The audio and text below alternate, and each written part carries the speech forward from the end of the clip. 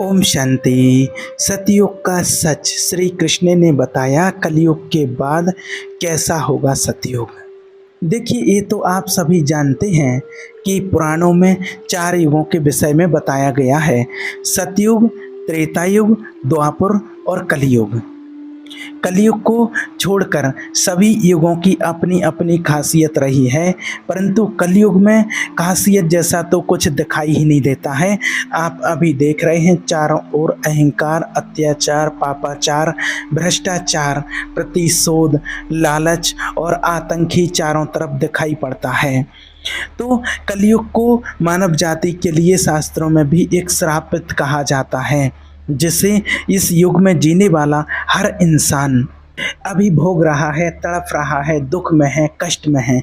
लेकिन क्या आपने कभी सोचा है कि कलयुग का अंत कैसे होगा और कलयुग के बाद कौन सा युग आएगा? तो आइए आज हम इस वीडियो के जरिए आपको बताते हैं कि कलयुग के बाद कौन से नए युग की शुरुआत होगी और फिर कैसा होगा ये नया युग। देखिए, वैसे तो बात ये हमारे शास्त्रों में, पुराणों में स्पष्ट काल अवधि अर्थात समय को 4 युगों में बांटा गया है। ये 4 युग हैं: सतयुग, त्रेता युग, द्वापर युग और कलयुग। धार्मिक ग्रंथों के अनुसार अगर देखा जाए तो युगों के परिवर्तन का ये चक्र चल रहा है। भगवत गीता में इस बात का भी वर्णन किया गया है। परिवर्तन ही इस सृष्टि का नियम है।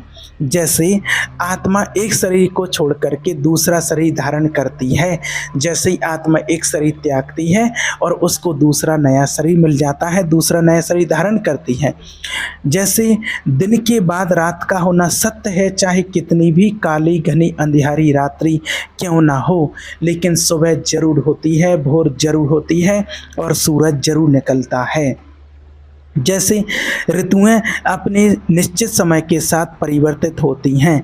गर्मी आती है, गर्मी के बाद वर्षा आती है, वर्षा के बाद फिर ठंडी आती है। ठीक उसी तरह से एक निर्धारित काल अवधि के बाद इस सृष्टि में युग का परिवर्तन होना भी अटल सत्य है, जिसे कोई रोक नहीं सकता है।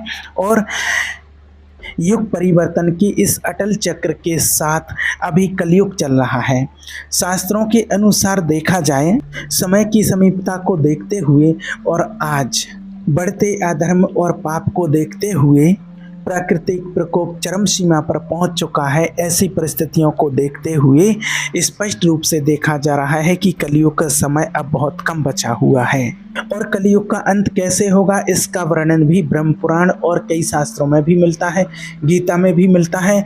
ब्रह्म पुराण के अनुसार कलयुग के अंत में, जब कलयुग का अंत होगा तो मनुष्य की आयु बहुत कम रह जाएगी और इस दौरान मानव जाति का पतन होगा। अत्याचार, पाप, दुष्ट कर्म बहुत ज़्यादा बढ़ जाएंगे।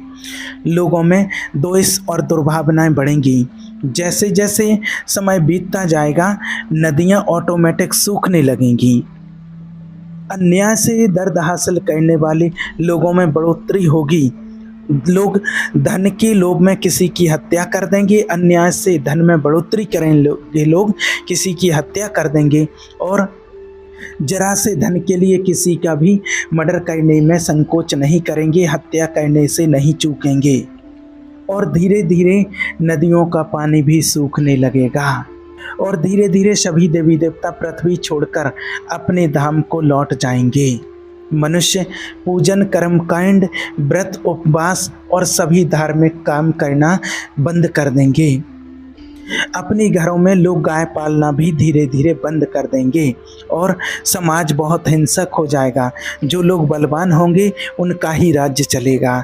तो देखिए, चाहे तो हमें जो भी निशानियां परमपिता परमात्मा ने बताई हैं वो भी आपको मैंने कई बार कई वीडियो में बताई हुई हैं, और आज जो परम पुराण में लिखा हुआ है, गीता में भी लिखा हुआ है, वो भी आपको बताया है।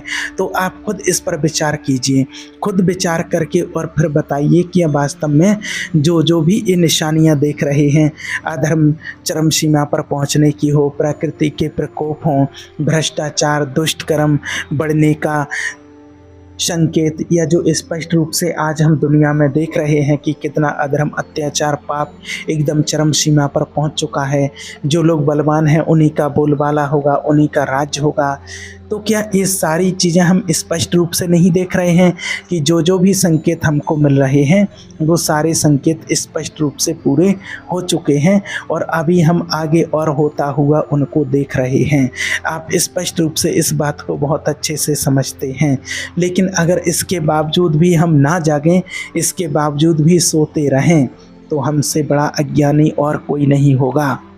समय के संकेतों को पहचान करके अनदेखा कहना ये बहुत बड़ी अज्ञानता होती है और समय निकलने के बाद फिर पश्चाताप के अलावा और कोई दूसरा रास्ता ही नहीं होता है।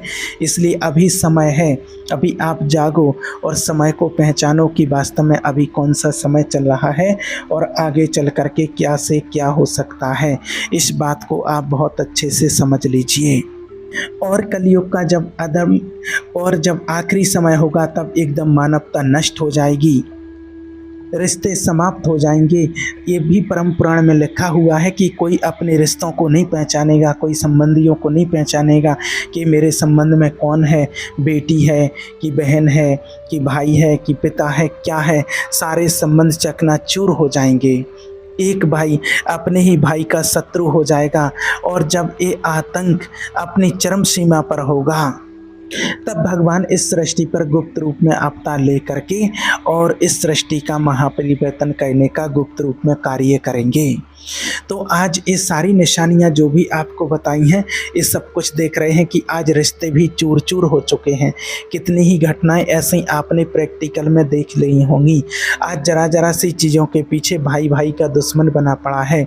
जो भाई के लिए जान देने के लिए भाई तैयार रहते, एक समय ऐसा होता था और आज वो ही भाई भाई की जान देने के लिए तैयार बैठा है। जरा जरा सी चीज़ों के पीछे, जरा सी प्रॉपर्टी के पीछे, जरा सी ज़मीन जायदाद मकान आदि, इन चीज़ों के पीछे अपने भाई के ही खून का प्यासा बैठा हुआ इंसान है। और जब गुप्त रूप में परमात्मा सृष्टि पर कलयुग के अंत में आते हैं, सभी अधर्मियों का नाश होगा। और इसके अलावा कलयुग के अंत का वर्णन महाभारत में भी मिलता है। श्री कृष्ण जी ने भी कहा है कि कलयुग में ऐसे लोगों का राज होगा जो बोलेंगे कुछ और करेंगे कुछ। इसी प्रकार कलयुग में ऐसे लोग रहेंगे जो बड़े ज्ञानी और विद्वान कहलाएंगे, लेकिन उनके जो कर्म होंगे वो राक्षसों के जैसे होंगे, अत्याचारी होंगे, पापी होंगे, अधर्मी होंगे।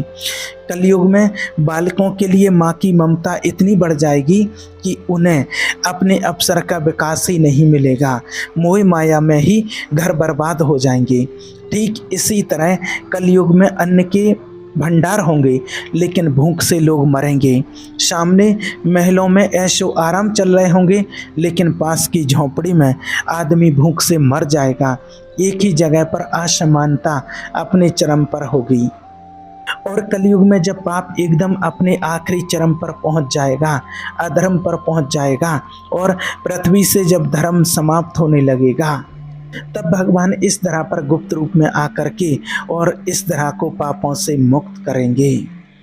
और उसके बाद जो नया युग आएगा वो सतयुग कहलाएगा, अर्थात सृष्टि युग परिवर्तन का चक्र पूरा करके नए चक्र में प्रवेश करेगी और फिर से नया युग आरंभ होगा जो सतयुग के नाम से जाना जाएगा।